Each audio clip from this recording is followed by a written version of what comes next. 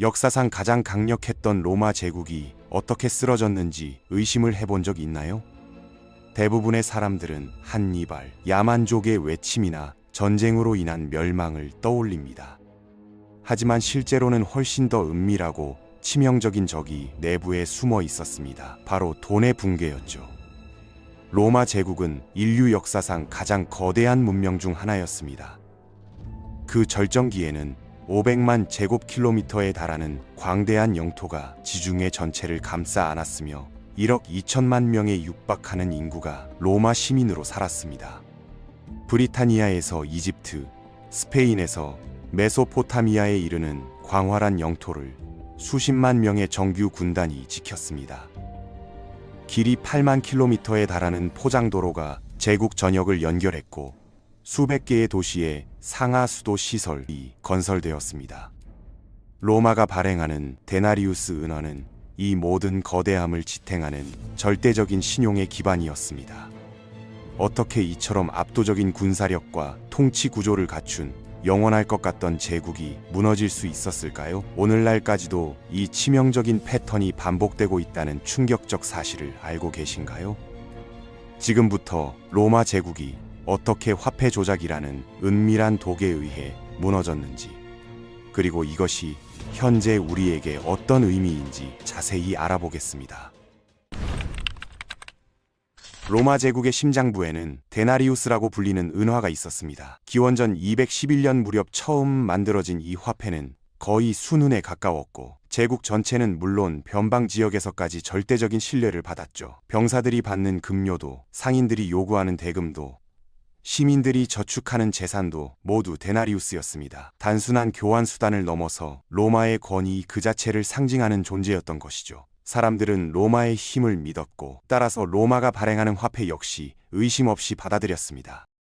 그런데 거대한 제국을 유지하는 데는 상상을 초월하는 비용이 들어갔습니다. 수많은 군단에게 지급할 봉급, 도로와 상하수도 시설 건설비, 끊임없이 발생하는 전쟁 비용까지 감당해야 했죠. 기원전 2세기 즈음부터 로마는 게르만족의 침입과 동방 파르티아와의 대립, 그리고 내부 반란까지 겹치면서 재정 압박을 받기 시작했습니다. 세금 수입만으로는 늘어나는 군사비를 감당할 수 없는 상황이 된 것이죠. 이때 황제들이 선택한 방법은 시민들에게 더 많은 세금을 부과하는 대신 데나리우스의 은 함량을 몰래 줄이는 것이었습니다. 겉모습은 똑같지만 실제 가치는 서서히 줄어들도록 만든 거죠. 누구도 모르는 은밀한 세금이었던 셈입니다. 숫자로 보면 그 변화가 얼마나 극적이었는지 알 수 있습니다. 초대 황제 아우구스투스 시절 데나리우스는 약 97%의 순은으로 만들어졌습니다. 사람들이 손에 들었을 때 묵직하고 차갑게 느껴지는 진짜 은이었죠.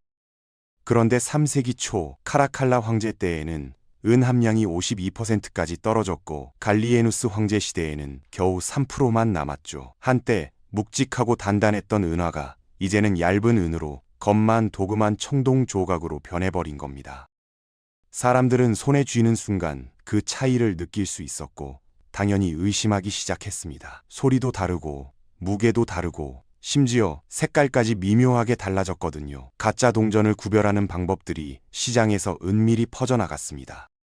화폐의 실질 가치가 사라지자 곧바로 물가 폭등이 시작되었습니다. 예전에 1데나리우스면 살 수 있던 밀 한 포대가 갑자기 수십 데나리우스를 요구하게 됐죠. 이건 단순한 경제 이론이 아니라 평범한 로마 시민들의 삶을 직격한 현실이었습니다. 병사들은 치솟는 물가 때문에 더 많은 급료를 요구했고 상인들은 가치 없는 은화 대신 물물 교환이나 금화로 거래하려 했습니다. 화폐에 대한 신뢰가 무너지면서 지역 경제는 원시 상태로 되돌아가기 시작했죠. 로마 전역에서 동시다발적으로 일어난 이 현상은 제국의 통일성까지 흔들기 시작했습니다. 각 지역은 자체적인 교육 시스템을 만들어야 했고 중앙정부의 통제력은 급속히 약해져 갔습니다. 신뢰가 바닥으로 떨어질수록 황제들은 더욱 절망적인 조치를 취했습니다. 질이 떨어진 동전을 더 많이 찍어내면 양으로라도 가치를 보존할 수 있다고 생각했던 것이죠. 완전히 잘못된 계산이었습니다.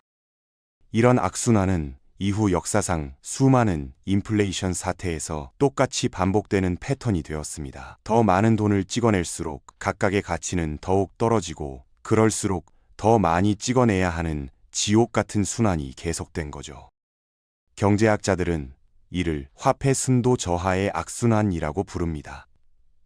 화폐의 순도를 떨어뜨리는 과정에서 시작되어 결국 화폐 시스템 전체를 파괴하는 악순환 구조를 의미하는 용어죠. 이런 위기가 절정에 달한 시기가 바로 3세기 위기라고 불리는 혼란기입니다. 기원 후 235년부터 284년까지 거의 50년 동안 로마는 외침, 전염병, 내전, 경제 붕괴가 동시에 일어나는 대혼란을 겪었죠. 황제들은 눈 깜짝할 사이에 등장했다가 사라졌고 어떤 이들은 몇 달 만에 암살당하기도 했습니다. 이런 정치적 카오스 뒤에는 완전히 망가진 화폐 시스템이 자리 잡고 있었습니다. 세금을 걷어들여도 그 돈은 이미 휴지 조각이나 다름없었거든요.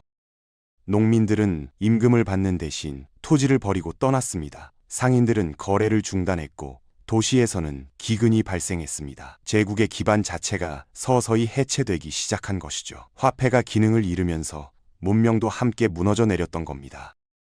디오클레티아누스 황제는 이 출혈을 막아보려고 필사적으로 노력했습니다. 기원 후 301년에 발표한 최대 가격령은 곡물부터 임금까지 1000가지가 넘는 품목의 가격을 법으로 고정시켰죠. 위반하면 사형이라는 극형까지 선고했습니다. 하지만 이 칙령은 완전한 재앙이었습니다. 이미 무너진 화폐로는 아무리 법을 만들어도 가격을 통제할 수 없었거든요. 암시장이 폭발적으로 성장했고 공식 거래는 거의 마비되었습니다. 법으로는 깨어진 돈을 다시 고칠 수 없다는 걸 모든 사람이 깨달았죠. 이는 2000년이 지난 지금도 여전히 유효한 경제 법칙입니다. 화폐에 대한 신뢰가 사라지면 어떤 정치적 권위로도 그것을 되돌릴 수 없다는 교훈이었습니다. 결국 로마는 데나리우스를 완전히 포기할 수밖에 없었습니다. 콘스탄티누스 대제가 기원 후 312년경 도입한 솔리두스라는 금화가 그나마 안정을 되찾아 주었죠. 이 금화는 무게와 순도가 엄격히 관리되었고 동로마 제국에서 수세기 동안 사용되었습니다. 하지만 그때는 이미 서로마 제국이 돌이킬 수 없을 만큼 약해진 상태였습니다. 데나리우스의 붕괴가 로마 경제의 중심부를 완전히 비워버렸거든요. 군대 유지도 불가능해졌고 교역망도 무너졌으며 무엇보다 제국에 대한 신뢰 자체가 사라져버렸습니다. 로마의 화폐 위기는 단순한 경제 문제가 아니라 문명 전체의 붕괴 과정이었습니다. 돈이 제대로 작동하지 않으면 사회의 모든 기능이 마비된다는 것을 보여주는 역사적 사례였죠. 이런 화폐 파괴가 오늘날 우리에게 주는 교훈은 무엇일까요? 한마디로 돈을 파괴하는 것은 곧 국가를 파괴하는 것과 같다는 점입니다. 로마 황제들은 겉모양은 그대로 두면서 실제 가치만 몰래 빼내는 것으로 국민을 속일 수 있다고 생각했습니다. 현대 정부들도 지폐를 마구 찍어내고 금리를 조작하고 빚을 인플레이션으로 없애버리는 식으로 비슷한 속임수를 쓰고 있죠. 하지만 결과는 언제나 똑같습니다. 피해는 고스란히 국민에게 돌아가고 부는 파괴되며 신뢰는 땅에 떨어집니다. 역사는 로마 이후에도 같은 교훈을 계속 반복해왔습니다. 이후 일어난 모든 주요 인플레이션 사태는 동일한 패턴을 보여주거든요. 정부는 지출을 위해 화폐 가치를 떨어뜨리고 특권층은 실물 자산으로 자신들을 보호하며 일반 국민들은 파산하게 되는 것이죠. 로마의 화폐 위기는 이런 붕괴 과정의 최초이자 가장 완벽한 사례였습니다. 말 그대로 붕괴의 교과서라고 할 수 있죠. 그리고 이 교과서의 내용은 지금도 생생하게 적용되고 있습니다. 20세기에 들어서면 그 충격은 더욱 강렬해집니다. 제1차 대전 후 독일은 베르사유 조약에 따른 막대한 배상금 부담에 직면했습니다. 독일 정부는 로마가 예전에 더 많은 동전을 찍어낸 것처럼 빚을 해결할 수 있다고 생각하며 마르크화를 무제한 발행했죠. 1923년에는 하이퍼인플레이션이 정점에 달했습니다. 전쟁 전 1마르크였던 빵 한 덩어리 값이 그해 가을까지 2천억 마르크를 넘어섰거든요. 사람들은 임금을 손수레에 실어서 집으로 가져가야 했고 평생 모아둔 연금으로는 빵 한 조각도 살 수 없게 되었습니다. 독일의 중산층은 하루아침에 모든 것을 잃었습니다. 수십 년간 저축한 돈이 우표 한 장 값도 되지 않게 된 거죠. 반면 부채를 진 사람들이나 실물 자산을 보유한 이들은 오히려 이익을 얻었습니다. 로마 때와 마찬가지로 빚진 사람들은 인플레이션으로 빚이 줄어들어 좋았지만 토지나 공장, 외국 돈 같은 실물 자산을 가진 사람들은 오히려 더 부자가 되었습니다. 화폐는 완전히 의미를 잃었고 이런 경제적 절망감이 정치적 극단주의를 부추겨 결국 히틀러 집권의 토대가 되었죠. 역사상 가장 끔찍한 전쟁과 학살로 이어진 시발점이 바로 화폐 붕괴였던 겁니다. 이는 화폐 시스템의 파괴가 단순한 경제 문제를 넘어 정치적, 사회적 대재앙으로 이어질 수 있다는 것을 보여주는 무서운 사례였습니다. 짐바브웨도 2000년대 초반에 똑같은 길을 걸었습니다. 토지 몰수와 생산 감소, 부채 증가에 직면한 정부가 화폐 발행으로 문제를 해결하려 했거든요. 2008년에는 인플레이션율이 연간 89.700조에 달했습니다. 물가가 매일 2배씩 뛰는 상황이었죠. 상점들은 가격표를 바꾸는 속도를 따라갈 수 없었습니다. 아침에 산 빵의 가격이 저녁에는 몇 배로 뛰어 있는 일이 비일비재했습니다. 사람들은 급여를 받자마자 즉시 외화나 실물로 바꿔야 했습니다. 결국 짐바브웨는 자국 화폐를 완전히 포기하고 미국 달러나 남아프리카 공화국 랜드만 사용하게 되었습니다. 또다시 정부가 현실을 속일 수 있다고 착각한 결과였죠. 한 나라가 자국 화폐를 완전히 포기하는 극단적인 상황까지 가게 된 것입니다. 하지만 이런 극단적인 상황만 봐서는 안 됩니다. 현대 선진국에서도 로마식 패턴은 여전히 살아있거든요. 미국을 예로 들어보겠습니다. 1971년 닉슨 대통령이 달러를 근본 위제에서 분리시키면서 화폐와 실물 가치 사이에 마지막 연결고리를 끊어버렸죠. 그 순간부터 달러는 경제학자들이 말하는 명목 화폐가 되었습니다. 금이 아닌 정부에 대한 신뢰만으로 뒷받침되는 돈이 된 거죠. 로마 시대와 마찬가지로 무제한 지출에 대한 유혹이 점점 더 커졌습니다. 그 이후 수십 년 동안 국가 부채는 천문학적으로 늘어났고 통화량은 지속적으로 확대되었으며 인플레이션은 끊임없이 경제를 잠식해왔습니다. 독일처럼 손수레에 돈을 실어 나르는 모습은 보지 못했지만 구매력이 꾸준히 약화되는 건 똑똑히 목격할 수 있었죠. 1971년에 1달러로 살 수 있었던 것들을 오늘날에는 6달러 이상 줘야 살 수 있습니다. 지폐의 생김새는 똑같지만 실제 가치는 바닥으로 떨어진 거죠. 이는 로마의 데나리우스가 겪었던 과정과 본질적으로 다르지 않습니다. 수법은 언제나 똑같습니다. 정부는 인플레이션을 경제 성장으로 포장해서 내세우죠. 시민들에게는 임금 상승이 번영의 증거라고 하지만 실제로는 물가가 더 빠르게 오르고 있습니다. 부채로 소비를 늘리는 것을 투자라고 포장하기도 하죠.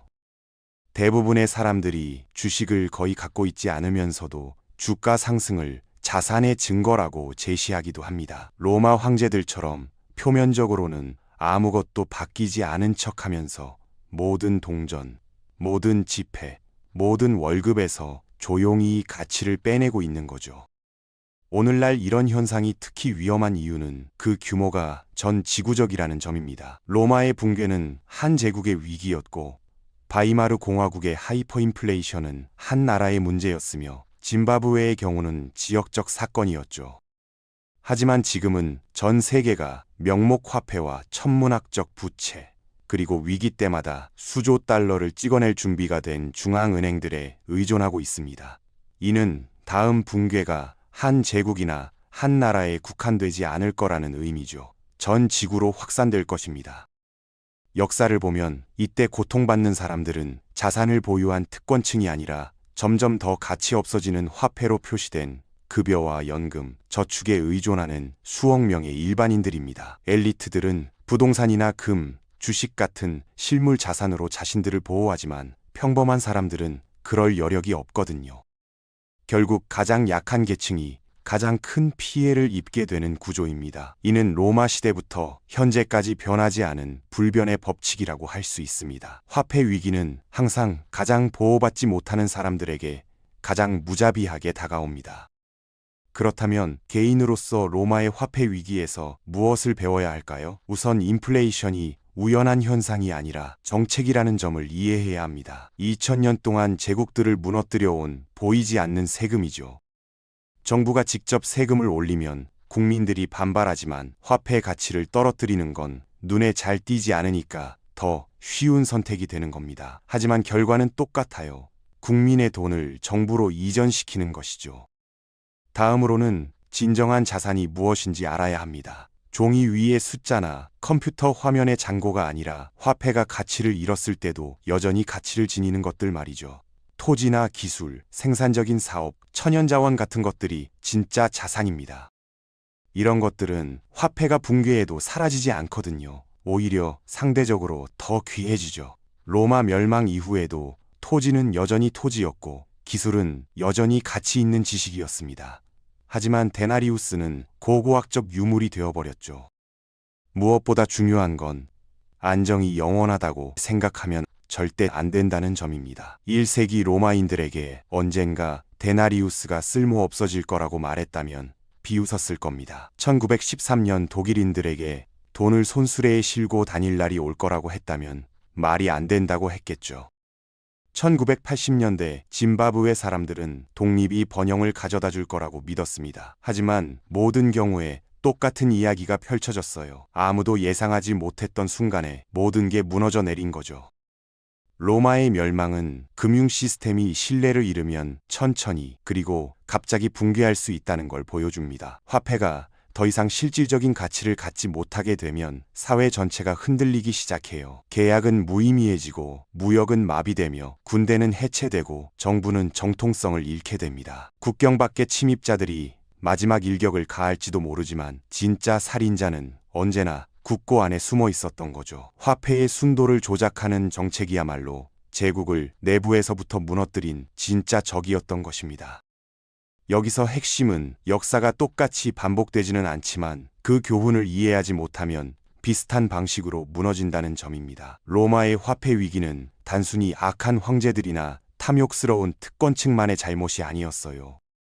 권력자들이 남용했을 때 화폐 시스템 자체가 얼마나 취약한지를 보여주는 사례였죠. 그리고 그 취약성은 지금도 전혀 해결되지 않았습니다. 오히려 더 커졌다고 볼 수도 있어요.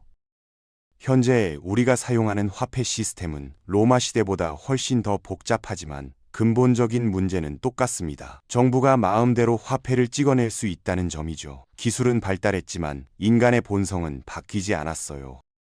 권력을 가진 사람들은 여전히 쉬운 해결책을 찾으려 하고 그 과정에서 화폐의 가치를 희생시키는 유혹에 빠지기 쉽습니다. 이는 로마 황제들이 겪었던 유혹과 본질적으로 동일한 것입니다. 특히 주의해야 할 점은 현대의 중앙은행 시스템입니다. 이들은 경제 위기가 올 때마다 돈을 찍어내는 것으로 문제를 해결하려고 하죠. 단기적으로는 효과가 있는 것처럼 보이지만 장기적으로는 화폐의 구매력을 지속적으로 떨어뜨리는 결과를 낳습니다. 이는 로마 황제들이 은 함량을 줄인 것과 본질적으로 다르지 않아요. 방법만 더 정교해졌을 뿐이죠. 컴퓨터로 숫자를 입력하는 것이 용광로에서 청동을 섞는 것보다 훨씬 깔끔해 보이지만 결과는 똑같습니다. 로마 시대에도 금이나 은, 토지를 보유한 사람들은 데나리우스가 무너져도 살아남을 수 있었습니다. 실물 자산의 가치는 화폐 시스템과 무관하게 유지되는 특성이 있기 때문이죠.